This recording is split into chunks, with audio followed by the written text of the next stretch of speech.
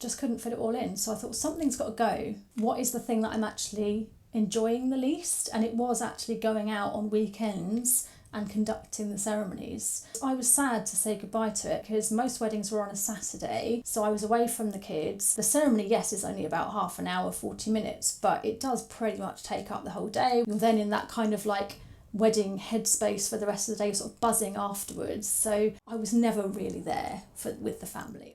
Building a business based on people's need rather than what you think you need is one of the biggest things I took from Sophie, amazing Sophie from Outdoor Ceremonies interview today on the Digital Circus Live.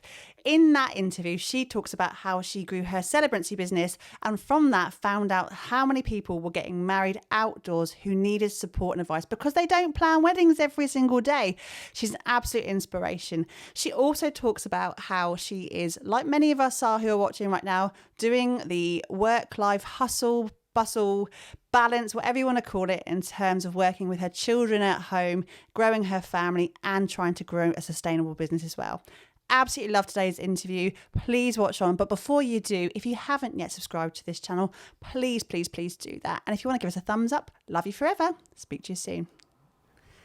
Sophie, thank you so much for being here on the Digital Circus Live podcast. Now, with every single episode, we ask our lovely guests the same one question. So we're going to ask it now. It's quite big. Hold on to it, okay, and have a bit of think. What are you trying to achieve right now? Okay, so right now with my business, Outdoor Ceremonies.co.uk, our aim has always been to become a one-stop shop for people who are planning to have an outdoor ceremony. So we're growing all the time. We have been growing ever since we launched the business, but I'm never content with where we are. I want to get bigger and bigger and make sure that people who visit our website don't have to go anywhere else. They can find everything that they need. And of course, I have to also throw in the elusive kind of work-life balance, because obviously I'm balancing running a business with having 2 young children as well. So trying to kind of achieve that perfect work-life balance is something that I'm aiming for. Do you ever feel it's always that we're aiming for it, never quite 150% there holding on to it, but we all get there? Yeah, it's continually evolving, I think. I like that. It is. It's a bit like, you know what they say, enjoy the process because it's better than the destination. You know, happiness is a journey, not a goal. Is work-life balance actually a bit more like that? You know, there isn't a perfect destination. There isn't a top of the mountain, because if we're going to break it down, a perfect work-life balance is going to be linked somewhere to happiness, and everyone agrees that happiness isn't a destination unless we think perfect work-life balance is an actual black and white tangible thing with set hours here and switch off time. What do you think? I'm curious. Yeah, now. Absolutely. And I'd be bored if there was nothing left to aim for in the business. You know, it's kind of like the thrill of the chase. Mm-hmm. Yes. There is no kind of ultimate destination, so to speak, but Isn't there's always going to be... That'd be a good title for a film. Yes. Yeah. Final Destination, yeah. Oh yeah, I knew it was something like that. Yeah, Taken. I think there always needs to be something new, you know, something new that we want to achieve, new people we want to meet and work with, and you know, that's part of the fun, isn't it? The journey is most of the fun. But yeah, in terms of the work-life balance, it can never be perfect. I mean, we've just been talking about what you call the summer holiday hustle. You know, it really is, isn't it? Like trying to fit everything in. You can't just drop your work for 6 weeks of the year. You can't. You have to find that balance. And sometimes that means sticking the kids on the iPad while you go and have a meeting or do some work or whatever. But, you know, we have to try and what I find is that I have to try and be present with whatever I'm doing and make sure that I've got the right hat on, rather than constantly trying to, you know, do a bit of this, a bit of that, you know. So like one thing I really like, I've always wanted to do is try to be there for the kids for the school run, drop them off in the morning, pick them up. Like 99% of the time I do that, and that's really important to me. And it means that I can then take my work hat off, put my mum hat on, and it's kind of what is the word? Compartmentalising. Compartmentalising. Too many syllables. I have to be honest. I had to dig What's the word for what I'm trying to say? Segmenting. I can segment my time. Yes, but that's been quite a difficult point to get to, especially, you know, in the early stages of trying to grow a business and trying to earn a living from it. it was, it had to be a big priority. So because there's always going to be crossovers. If we go back to the summer, right? Hold on, few things you said there. The summer holiday hustle. Actually, I don't like saying that because it's an almost negative connotation. But that is what it feels like. It's like, okay, the summer holidays are here, fabulous. The kids are at home, fabulous. As part of our why, ours is like yours, the school run and everything else. But then the reality kicks in that what normally you fit into 6 hours a day, you need to squeeze into, yes, you can ease up a little bit, but you need to squeeze into mornings and evenings to ensure you are present with the kids. It is hard work. And I always have this like 51%, 49% thing. But as long as 51% of it is okay, then it was okay. And I kind of feel about that, about the summer holidays. 51% was brilliant. 49% of it was really hard work. And I include the kids destroying the house in that as well. I think that was it. There was no safe space in the house. At every room, I looked going, I might as well just tidy that up in September. We'll tidy up in September, Yeah, absolutely. So, Sophie, I'm really curious. So, outdoor ceremonies as a concept, what got you to that business and why did you decide to do it? Okay, so about 5 years ago now, I trained to be a celebrant. So this was after I had my youngest, my second child, and decided I couldn't carry on commuting into London and working in my office job. And I had the kind of, brainwave moment of, wouldn't this be an amazing thing to do? Because I've always absolutely loved weddings and I've loved ceremonies. I had naming ceremonies for both my boys. Lovely. And I thought, this would be right up my street. And it allowed me to be creative as well, and write personalised ceremony scripts for people. So I went off and I trained as a celebrant. Absolutely loved it. But what I found, and luckily I managed to launch that business quite quickly as well, because I knew my way around a website. I was a web designer and worked in website editing and content management and things like that before. Learned a lot about SEO, managed to get myself found online quite quickly. So I was very lucky that I managed to build up that business and get quite a lot of wedding bookings in the diary quite quickly. What I realised is that the vast majority of couples that I was working with were getting married outside. And for most of them, the reason that they'd gone down the celebrant route is because they'd chosen a venue that wasn't actually licensed for their legal marriage. So it might be their own garden or a woodland or a field or something like that, like a blank canvas kind of wedding. For a lot of them, it was just because they wanted a more kind of personalised ceremony, and that's the other, bonus of it. But yeah, so I realised that outdoor weddings were huge. Outdoor ceremonies in general were huge. And one of the brides-to-be that I was speaking to said, do you know what? It's been an absolute nightmare trying to plan this wedding. They were having a blank canvas wedding in a field. It was one of those kind of like Wedfest, weekend-long camping. But they had to organise it all themselves. They literally just had the venue. And they had to get everything else, all the suppliers, plan the day entirely themselves, no wedding planner. And she was a kind of high flyer. I think she was a lawyer or something in London, and she was super busy. She was like, it's so stressful planning this wedding and there's no help out there. So I thought, wouldn't it be good to have like a central place that people could go to where they can find their venue, they can find all the suppliers that they need, they can find advice on the legalities, they can find inspiration from other people's outdoor weddings. So I thought, let's try that out. Like I said, my background was in web design, so I knew how to design a website. So I thought, I'll just put something together. I'll throw something together, reach out to some venues, suppliers. I offered free listings to start with because I know it was going to pay to list on a website that's brand new. And just tested the concept. And I'd say for the first sort of 18 months or so of the business, it was very much test the concept and see whether people actually visit the website and find it useful. And it worked, and it's still growing. That's cool. Can I ask a question? Because there's a couple of things there that I really like. Obviously, I feel Emily and I should admit our love of outdoor weddings right now. Yeah. We love outdoor weddings. We spent a decade in weddings, which Sophie knows, obviously. And how we found out about each other was through weddings. No, of course. Yeah. But my question that I was thinking about was actually the starting of a business. And I'm a huge fan of someone who starts a business, in inverted commas, with minimal overheads. Now, I understand understand you had the skill to build the website and you had some contacts, but fundamentally you went, oh, I'm going to build that website and start that. Is that fair to say? Yeah. No, So, no, I'm just clarifying. Very much a shoestring budget. Yeah. I think we probably only spent like less than £1,000 to actually set everything up.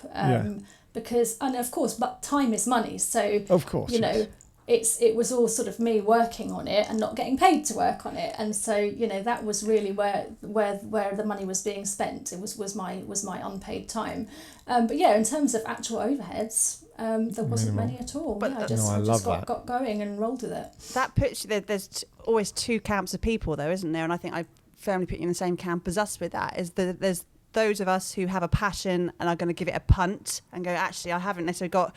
Let's see what happens. The next 15 years of business plans, strategised and done, and you know, I'm just going to give it a go and see where the magic sort of leads us. And those who never just press the button, go. You know, they keep planning to an inch of their life and are still doing it 5 years later, 6 years later, because they're not quite ready to work out if this is what they need. And I love that kind of get up and go spirit of people like yourself and us to go, do you know what? I have a passion for something.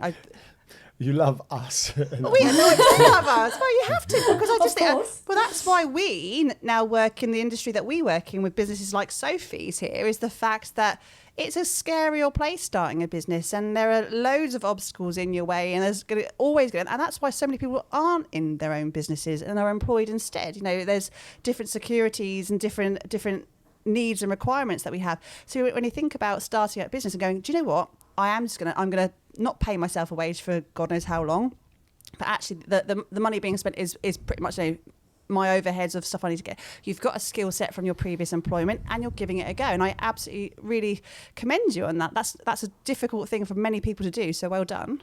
Thank you. I think the fear can put people off doing things, the fear of it not working.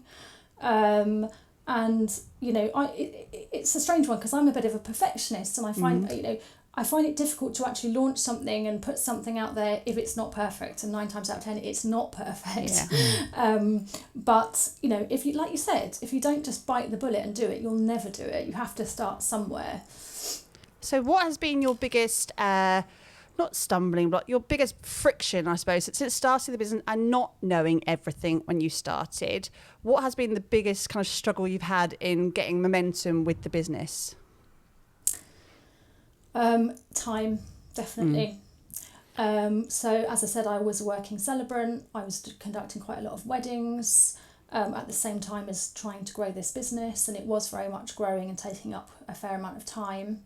I had another part-time job, which was 1 day a week at the time, working for a celebrant association, and I've got 2 young children. So I was trying to sort of juggle, you know, kind of 4 different things at the same time, and I just felt like I wasn't able to focus on anything. It felt very much like, you know, jack of all trades, master of none, and I just wanted that time to just invest in the business, and rather than sort of throwing a little bit here, a little bit there, to just sit down and focus on it. And those days where I did nothing but work on outdoor ceremonies and reach out to people and write blogs and things like that were the best days.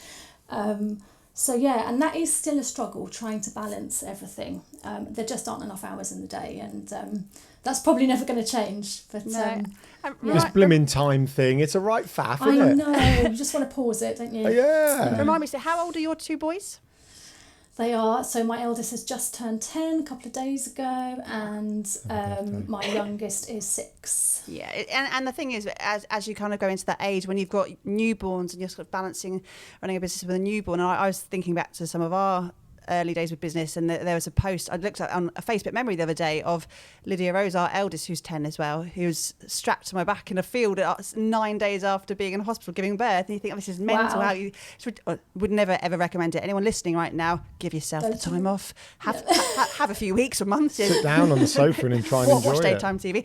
But you know, in the early days, you've got newborns and you've got babies and their needs, and they're so they suck so much of your time in terms of their need for you because you're their sole caregiver. But then you move to the ages you've got now and they come with their own set of challenges in terms of more grown-up kind of issues, or moving to secondary schools, or dealing with hormones and all that kind of stuff. So you're never that pressure of being a mummy or parent, any parent, you know, it's that never goes away. So when you're looking at clawing back that time to be able to focus, it's so difficult to kind of see the wood for the trees and go, do you know what, I have a day here in my diary and I'm going to focus on that and nothing else. So you've struggled with that as well, haven't you, Anna, in terms of being able to have our we have planning days. We try to put one day a month as a planning day. I'm just clarifying what you're asking me, what I struggle with.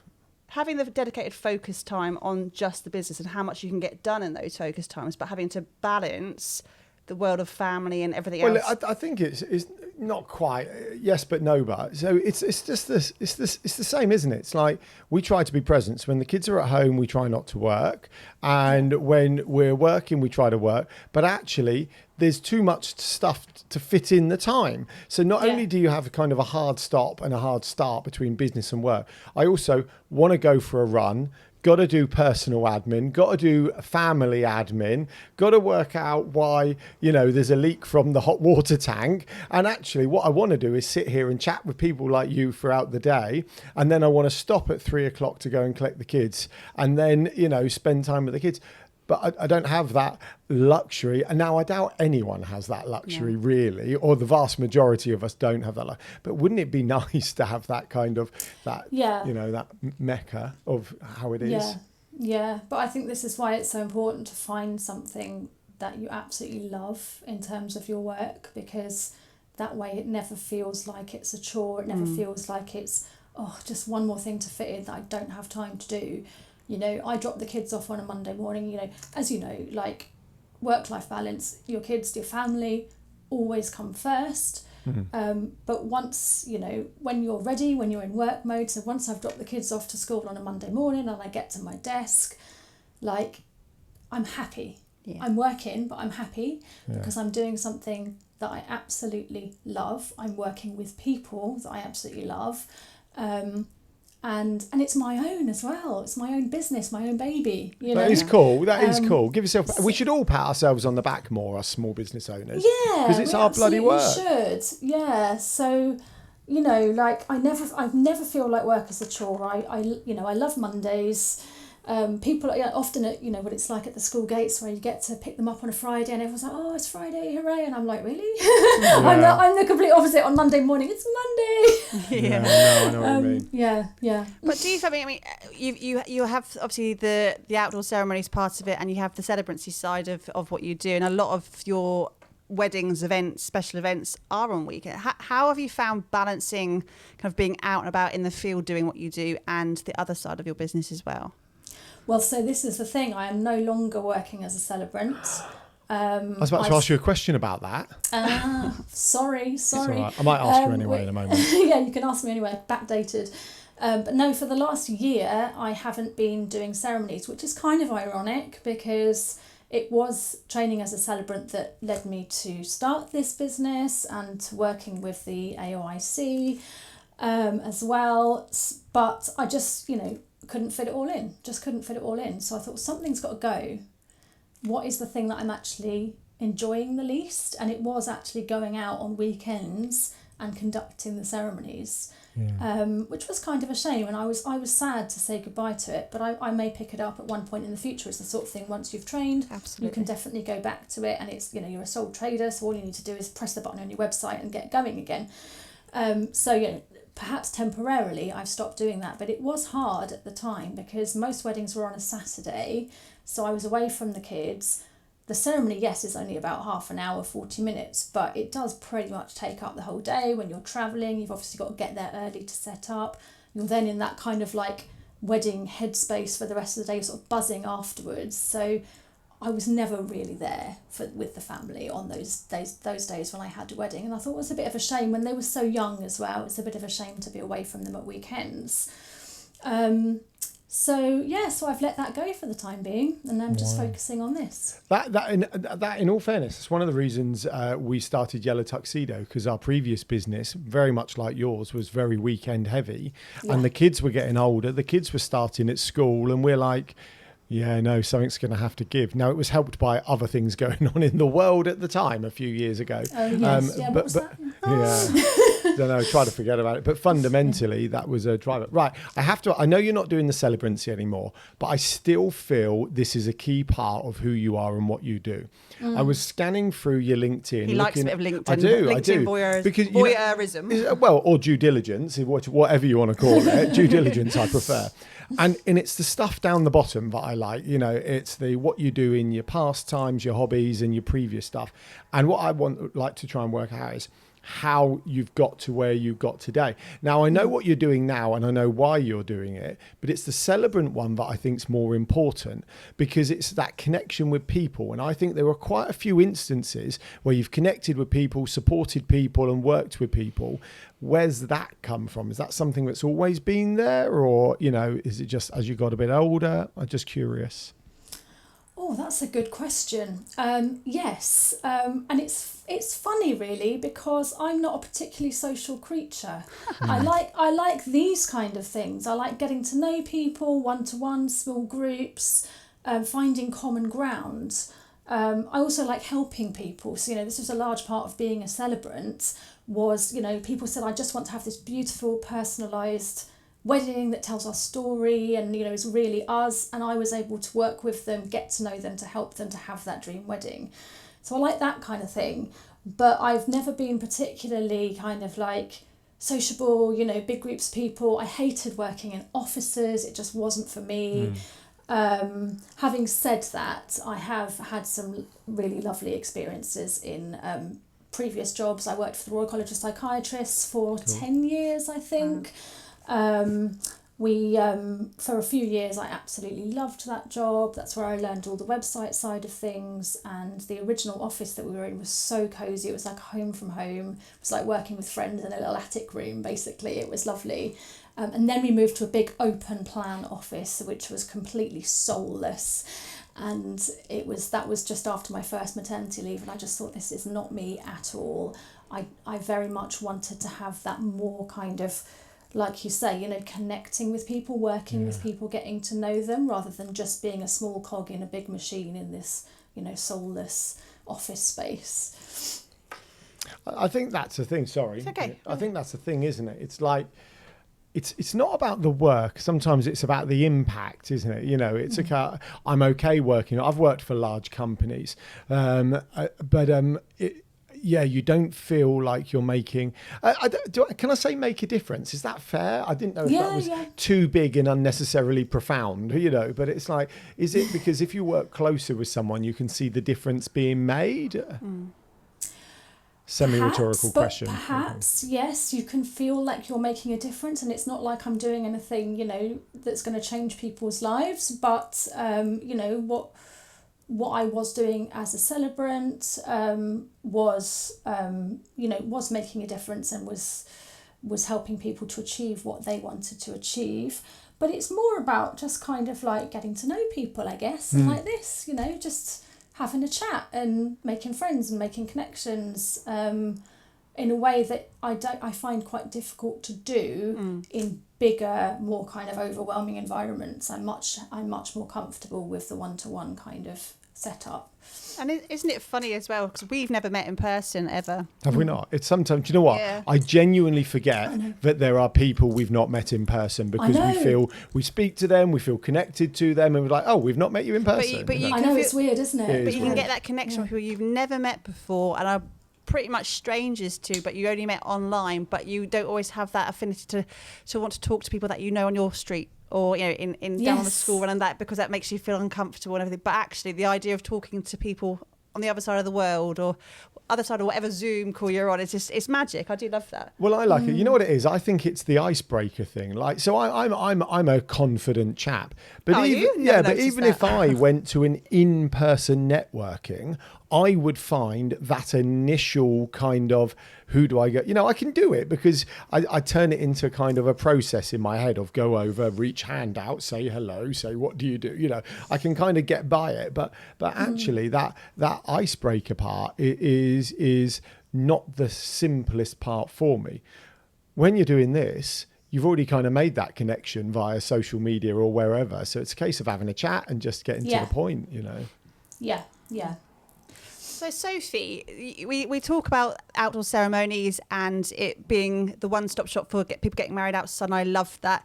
Where do you see that growing to in terms of the business as it is? Do you see that being yourself running it in the future? Do you see that being a wider team? Do you have any sort of growth plans for it as a business? Yes. I would love to have a bigger team working on it, and I think as we grow that will be necessary. I think it will always be my baby, and I will always be perhaps a little bit controlling over it and how it should run, but yeah, I love working with other people on it. So we already work with other people, but myself and my husband, so we're the founders and directors of the company, so we do most of I say we, it's more me than him, but we do the sort of hands-on, day-to-day running of it. But we work with a few other people who are sort of on a freelance basis, other companies that help us to grow. So we work with someone on our social media. We discovered an amazing, I'll give them a shout out because they're absolutely amazing, company called Marco, so MAR-CO. And they help us with something called UX development, which I'm not really even sure still what it stands for, but it's so crucial in terms of like the experience that people have when they get to our website. So before we started working with them, we were completely focused on SEO, right? How do we get people to find us online, because we're all about, the business is the website, so we need to be found. So the focus was on SEO and social media. I've now realised how important it is to focus on, once people have found us, what is their experience? How user-friendly is the website? Could it be faster? Could it be more engaging? Could it be easier to use? And so they've helped a lot with that, and also with the kind of more kind of codey, web developer-y kind of things that, although I'm good with websites, I can't quite reach that level. So they help a lot with that. We all have our own zones of genius. Coding is not. Yes, absolutely. So it's really nice because there's a team of people that I know. They're not employees. I don't have to sort of keep them on and pay them all the time. I can call on them when I need them. And they're lovely people to work with. I'm on their website having a look. Yeah, they're brilliant. I can highly recommend them. Very, very good. Lovely to work with. But yeah, so I would very much like, as we grow, I would very much like to grow the team as well. And it's a necessity, isn't it? As you get bigger, you need more hands on deck. I think especially with when it comes to things like wedding vlogs as well, and we are privy to that world, and we've been part of it for a little while, and it's the fact that it can become an all-consuming beast as well, because the more successful it's kind of, you want the success, but actually with the success comes a lot more busyness and noise, and that regularity of putting content out on a regular basis, the regular basis of that as well. It's tricky, and actually I found that when we started with ours, it was just like I can't keep writing 5 blogs a week by myself, because actually I love weddings. I do love a wedding, but if I see any more hessian and lace, that's me out. Yeah. So it's about having that team of people you can call upon to say, actually, do you know what? We are the go-to spot for this now. Let's all be on the same page together and grow together. And having that team behind you is definitely the way forward for sure. Yeah, absolutely. And I wish I could do more of that as well. The content writing is something that we sometimes have to outsource as well, because there just isn't the time for it. No. There's so much to do, and it's kind of felt a little bit like in the first sort of 2 or 3 years of the business, it felt a little bit like the cart was going before the horse, because we were desperately trying to grow this business, and then it did grow, and there wasn't enough time to go with that growth, and to run it day to day. So yeah, but I'd love to do more on the content side of things in terms of like the hessian and lace. That's sort of like we do real wedding blogs and wedding shoots and things like that. But really, because, you know, inspiration is important, obviously, for people who are getting married. But really our focus is on the guidance. Yes. So for people who are just like, oh, I want to get married outside in a field, in a garden, and I don't know where to start. What do I need? What suppliers do I need? Can I get legally married outside? You know, how does it work? So that's my passion really, is writing that blog content and generators, podcasts Sophie, as well. Say again. And generators. When we were in outdoor weddings, generators and the legalities were probably the two most. What size generator do I need for my Our marquee wedding? company said we need this. Yes, would you like to write a blog for us on what size generator do I need? Because this is something that, in fact, when I did the podcast with you guys, however long ago it was, we talked about generators, and I thought, must write a blog on that, but actually I don't know very much about generators, so I need someone to write it for me. Well, the problem is, 5 years ago, yes, we would have written you a blog, but we're 5 years out of date, and even then it was probably a couple of years out of date. Well, I'm Googling it. I'm just going to Google it. I know we're going to slowly wrap up, right? But I'm going to Google what generator do I need for my wedding, because I'm curious who comes up and... I'm curious, whilst you're working on that, Alan, in terms of staying, and that's a great point Alan's made, staying on top, because it is such an ever-evolving industry, and trends and legalities, obviously the stuff with outdoor ceremony, having outdoor ceremonies changed with the Law Commission recently, and all that kind of stuff. How do you keep yourself, as well as running a family, and you're having a partner, and running a business, and working with part-time jobs, all that kind of stuff, how do you stay on top of everything, Sophie? I don't. I really don't. You know, you do whatever you can, and you have to prioritise things. So, I mean, as I said, family comes first, and then in terms of work, I just keep lists of what my priorities are, and I like to segment things. So, in fact, your guidance that you give with the digital circus is really helpful with that, and that's sort of helped me to realise, okay, I need to work out what's my priority for this week or this month, and within that priority, what are the actual practical tasks that I need to do or to plan. And that kind of focus is really helpful, but there's still like a million other things buzzing around, like I really want to do that, but there isn't the time. So it's just about working out what the priorities are really, and doing your best. Please tell me you're human. Do you have meltdowns occasionally? Oh, my kids certainly do, but yes. Yes, I do. I absolutely do. You always seem pretty cool, calm and collected. You do, yeah. But then you're coming. I appreciate we're in a formal interview right now, and we all do our very best to smile. Formal interview? This is just a general discussion. I mean, mother to mother right now, I lose it frequently these days, because you want. I think it's when you want it so much. And we all do, and we want that success, whatever that success looks for you. It could be earning an extra £1,000 a month, it could be wanting to be on a beach in Barbados, it could be having a legacy within or having a cause for your business. You want it so damn much that actually when things get thrown, and when these curveballs get thrown, and when there are things like the C word in 2020 get thrown into that, or kids get sick off school, or something happens, it just bubbles. And when you get this, I get the rage. Sorry, Anna, I know I miss it. I get the rage. Whatever. But I think the answer is I just yes. wanted to verbalise it, because I think a lot of listeners who may be in the same boat with that work-life balance, blend, seesaw, whatever it is in their heads, it can be bloody hard, and it's okay to say it's hard. It is really hard. It is really hard.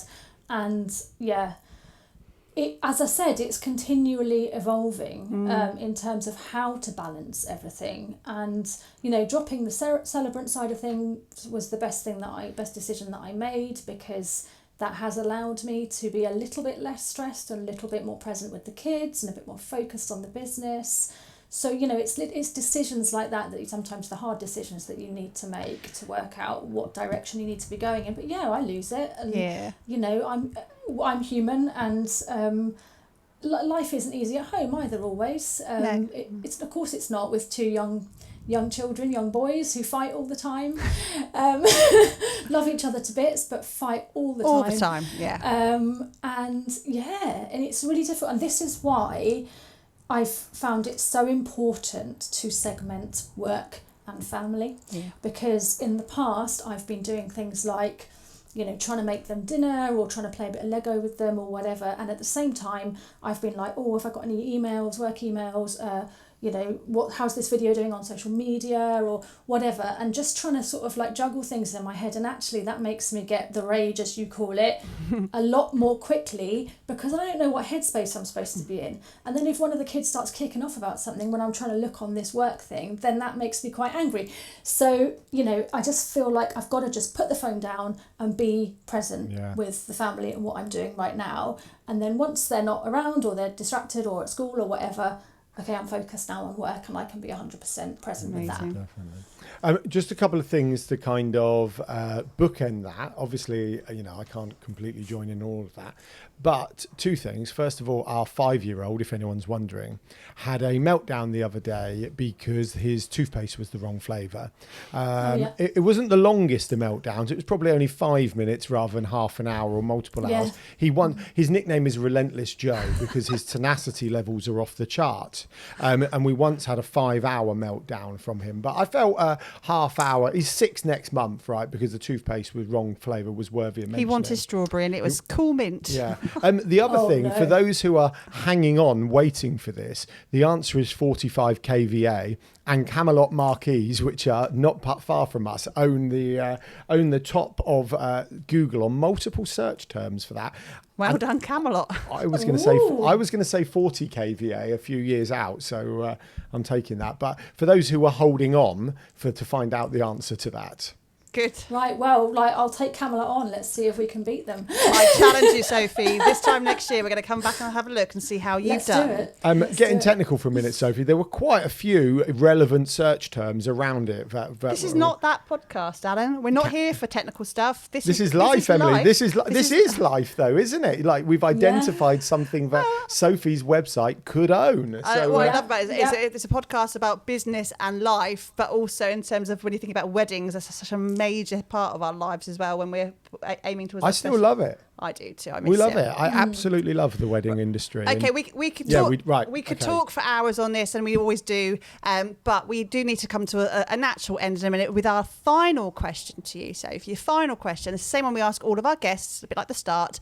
And the question is: we don't always look at sort of retrospect changing our lives and wanting to do things different, but if you could go back to your younger self, and that could be any age, it could be last year, it could be 20 years ago, and just put an arm around yourself and say, look, Sophie, this has happened, but you're going to be okay. What would be that one bit of advice you give yourself from your former life? Oh, do you know what? What is that song?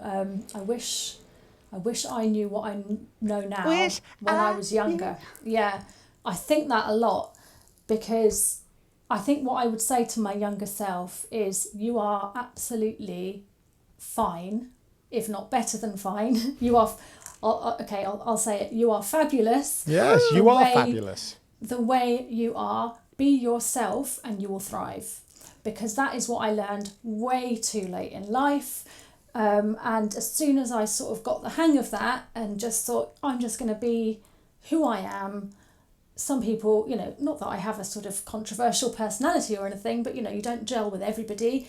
But, if you are true to yourself, true to who you are, what you want to do with your life, then you'll be happy, Ultimately, you'll have bad days, but ultimately you'll be content and happy. And I think too many people, and especially now when you look at young people and the amount of pressure that there is out there, especially with social media, and there is so much pressure to sort of conform and be a certain way and look a certain way, and it feels like it's becoming harder and harder for young people to just be okay with who they are. I didn't want to interrupt, so massive apologies then, because you were... That's all right. But I agree. And sometimes even as someone in their mid-40s, I still feel the pressures of social media. When I watch David Beckham in his outdoor kitchen when he's been hunting on his estate, I'm wondering why I'm dragging the wheelie bin to the end of the drive, And it's like, what life decision did I make? You didn't play football when you were 15. Play football, yeah.